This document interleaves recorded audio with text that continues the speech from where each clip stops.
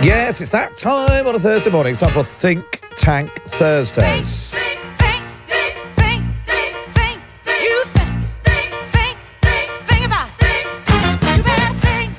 Yes, every Thursday this time we ask one of our big think tank thinkers for their big think tank thoughts. And with think tanks in the news, who better to get along to launch a defence of think tanks than Ryan Shorthouse, the founder and chief executive of the Bright Blue think tank. Morning, Ryan. Morning. Good to have you with us. Now, normally we get someone on to talk about a big policy idea, but the very future of think tanks and therefore this feature hangs in the balance after the Prime Minister put you on notice yesterday.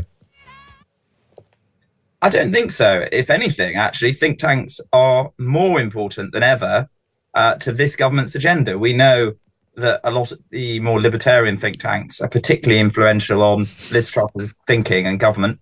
She herself, obviously, was Deputy Director of Reform back in the late noughties.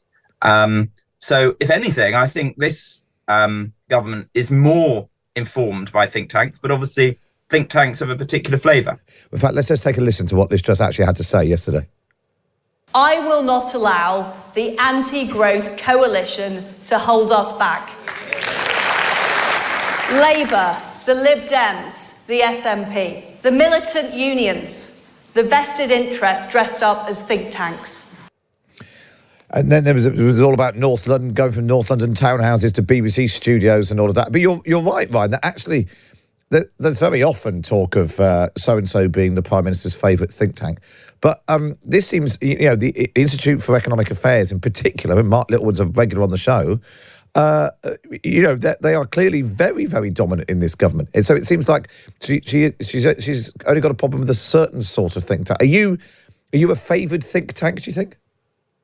Well, we're a centre-right think tank. I mean, we never sort of try and pitch ourselves to be a kind of favourite of, David Cameron or Boris Johnson or Theresa May or now Liz Truss, because, we're conscious of longevity and, unfortunately, all political careers die. And it's important that think tanks don't die as well, that our ideas are associated with a particular philosophy rather than a particular group of people, and that maintains your sort of longevity. But what is interesting, actually, is that in a lot of political discourse, the criticism is normally of the more libertarian think tanks for not disclosing who their funders are. So they're normally the ones, when they go on radio shows or TV shows, everyone says, you did not say, you didn't ask them about what their funding was. Yes. And I think almost Liz Truss is now sort of reversing that and saying these more left-wing think tanks, where's their funding coming from? You should be asking that. Ryan, you've now prompted me. I've got to ask you, where does Bright Blue get your funding from?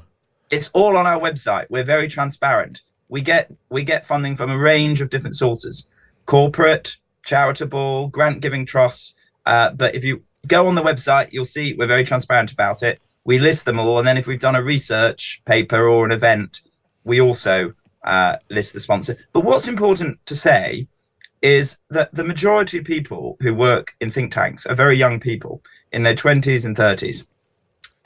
And they're motivated to work there because they genuinely really believe in the philosophy that think tank espouses.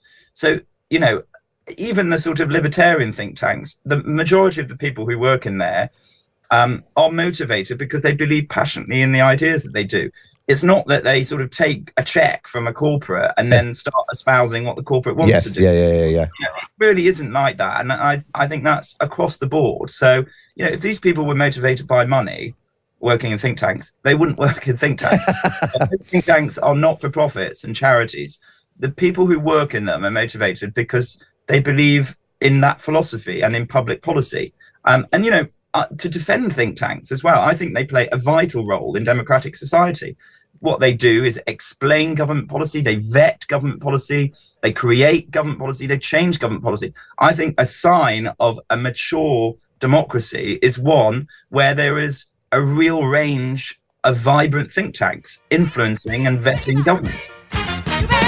Ryan Shorthouse, thank you very much for joining us. Ryan is the founder and chief executive of Bright Blue, an independent liberal conservative think tank, in defence of think tanks on Think Tank Thursday.